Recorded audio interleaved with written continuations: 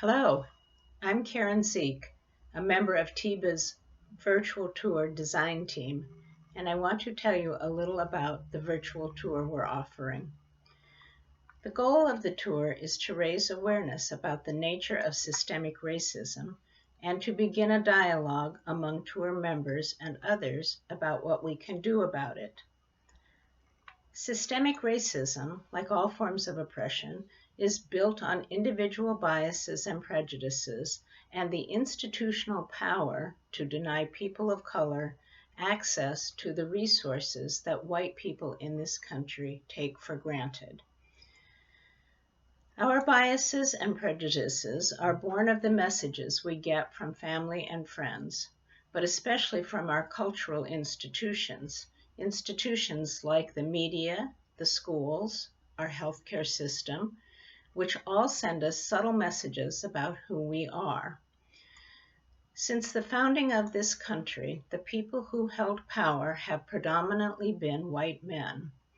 The first settlers came from Northern Europe with a set of attitudes and beliefs that they soon embedded in the cultural institutions they built to run the country.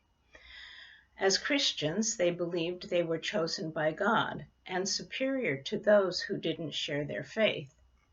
Because the indigenous Indians and enslaved Africans weren't Christians, they were seen as less than human, so appropriating their wealth, the land of the Indians, and the labor of the Africans, was seen as blessed by God. After hundreds of years of wars in Europe, these men were accustomed to fighting for and taking what they wanted, and for subjugating the losers. They were acquisitive and entrepreneurial.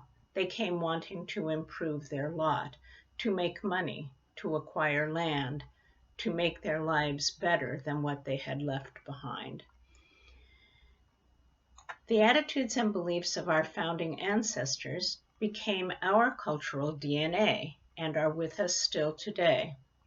The dominant culture in our country values and centers whiteness and looks at Black and brown people, indigenous people, Asians, and other people of color with suspicion and fear.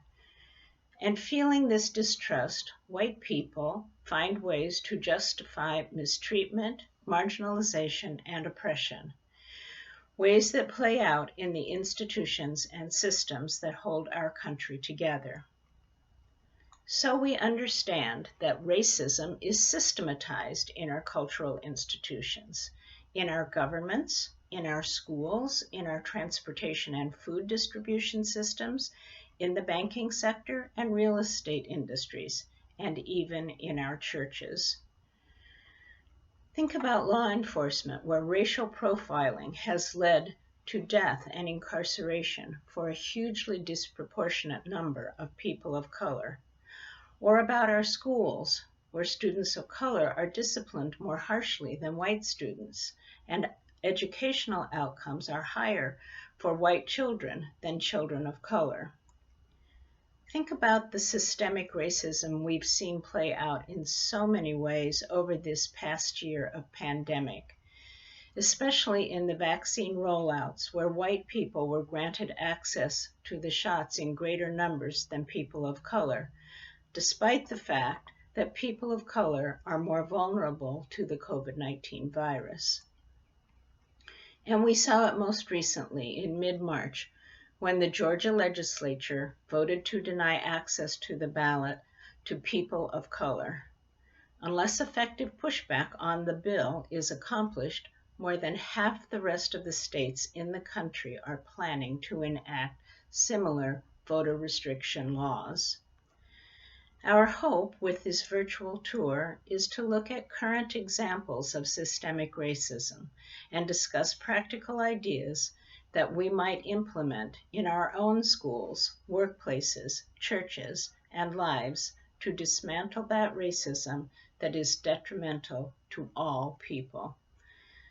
The better we understand its breadth and depth, the better we'll be able to identify instances of systemic racism and be more targeted in challenging the practices, policies, and procedures that keep it alive.